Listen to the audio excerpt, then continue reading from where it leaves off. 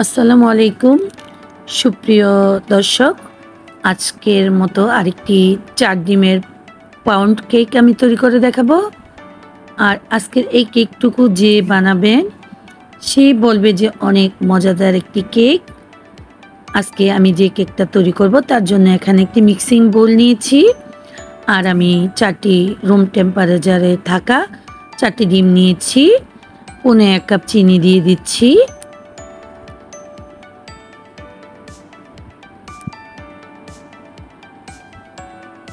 সাথে দিয়ে দেব 1 cup soybean তেল, যেটা রান্নার রেগুলার তেল যেটা থাকে।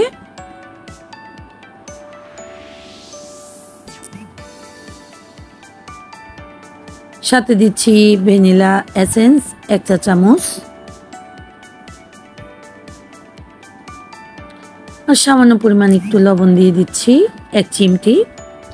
এখন আমি বিটারের সাহায্যে এটাকে 5 মিনিটের মতো বিট করে নিব, যতক্ষণ পর্যন্ত এটা কালারটা চেঞ্জ না হবে। 5 মিনিট বিট করা হয়ে গেলেই হবে।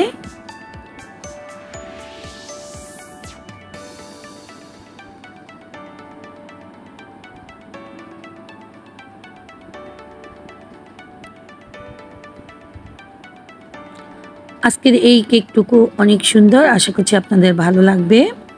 এখন আমি আজকের কেকটুকু তৈরি করবার জন্য এখানে একটি ছাঁকনিতে আমি 1 কাপ ময়দা নিয়েছি,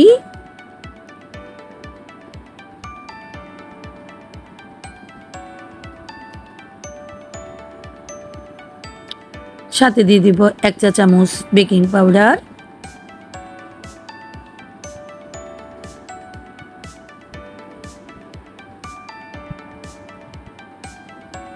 আর তার সাথে আমার লাগবে 1/4 কাপ গুঁড়ো দুধ। আমি ডিপ্লোমাটা এখানে ইউজ করেছি, আপনারা চাইলে অন্য ব্র্যান্ডের গুঁড়ো দুধ এখানে অ্যাড করতে পারবেন। এখন সব কিছু একটু ভালো করে চেলে নিতে হবে। আমি ভালো করে চেলে নিয়েছি, এখন ভালোভাবে এখন মিশিয়ে নিব। সুন্দরভাবে আস্তে আস্তে এই কাজটুকু করতে হবে যেন কোথাও কোনো লাম্পস না থাকে। আমি স্ক্রিনে অবশ্যই দেখতে পাচ্ছেন কিভাবে মিশিয়ে নিচ্ছি, এভাবে ভালো করে একটু মিশিয়ে নিতে হবে।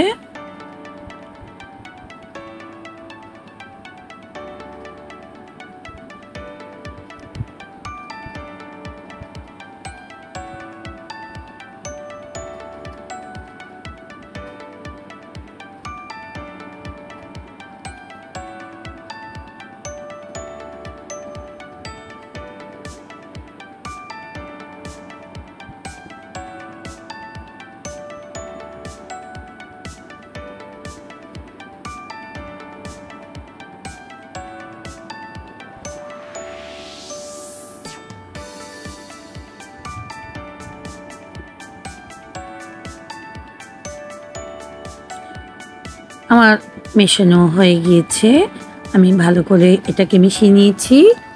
এখন আমি 2 পাউন্ডের একটি মোল্ড এখানে নিয়েছি, আর এটাতে তেল ব্রাশ করে নিব।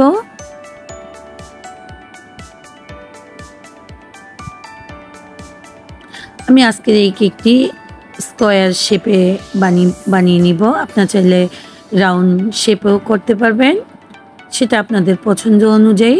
অবশ্যই 2 পাউন্ডের মোল্ডে নিতে হবে।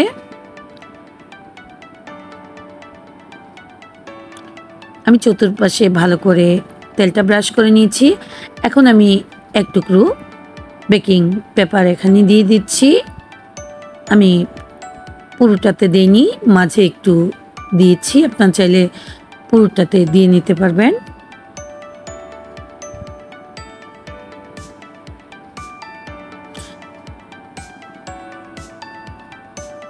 এখন আমি কেকের জন্য যে ব্যাটারটা তৈরি করেছি সেটা উপর থেকে এভাবে ঢেলে দিচ্ছি।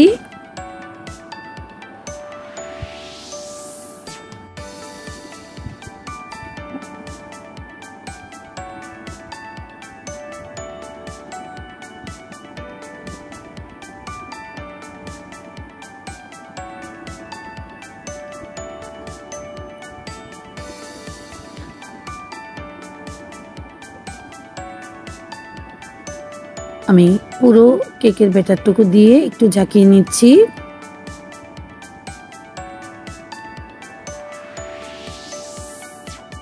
এখানে আমি পেস্তা বাদাম কুচি কিছুটা অ্যাড করব।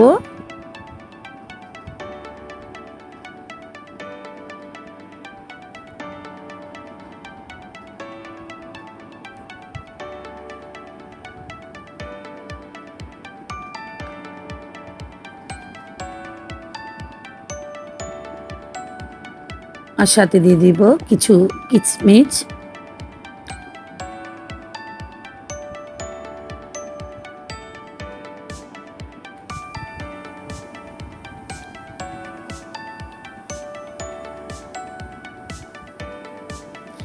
এখন আমি ওভেনে 160 ডিগ্রিতে রেখে প্রিহিট 30 মিনিট দিয়ে দিব।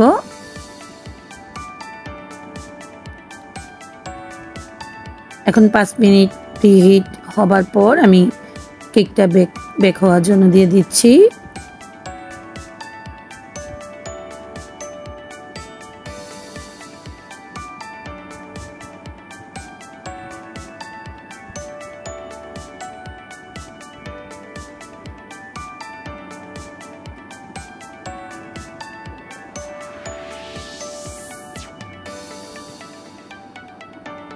দেখুন কেকটা দেখতে কতটা সুন্দর দেখাচ্ছে। আর 30 মিনিট পর কেকটা দেখতে ঠিক এরকম হয়েছিল।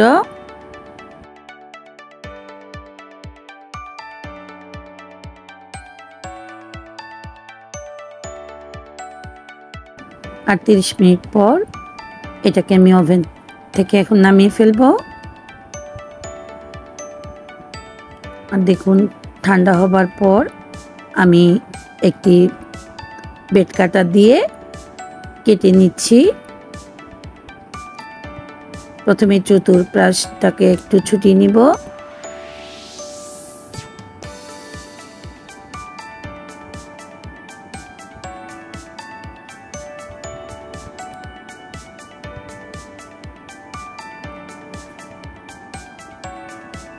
অবশ্যই কাজটা ঠান্ডা হবার পর করতে হবে। এখন আমি একটি ডিশে এটাকে উল্টে নিচ্ছি। আর যে বেকিং পেপারটা আমি দিয়েছিলাম সেটা উঠিয়ে নিব।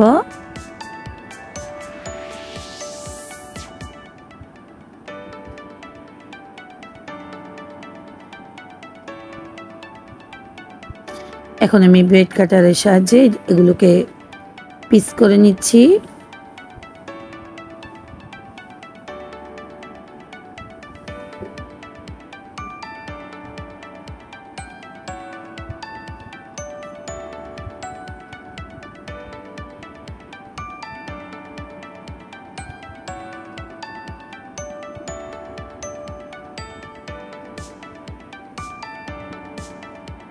আর আমি একটি টুকরো হাতে নিয়ে দেখাচ্ছি কতটা সফট হয়েছে কেকটা আর ভিতরটা কতটা সুন্দর হয়েছে। আজকের এই রেসিপিটা যদি আপনাদের একটু হলে ভালো লাগে থাকে তাহলে প্লিজ আমার চ্যানেলটাকে সাবস্ক্রাইব করে লাইক দিয়ে কমেন্টে অবশ্যই জানাবেন। কেকটা কেমন হয়েছিল আজকের মতো এখানে বিদায় নিচ্ছি। আল্লাহ হাফেজ।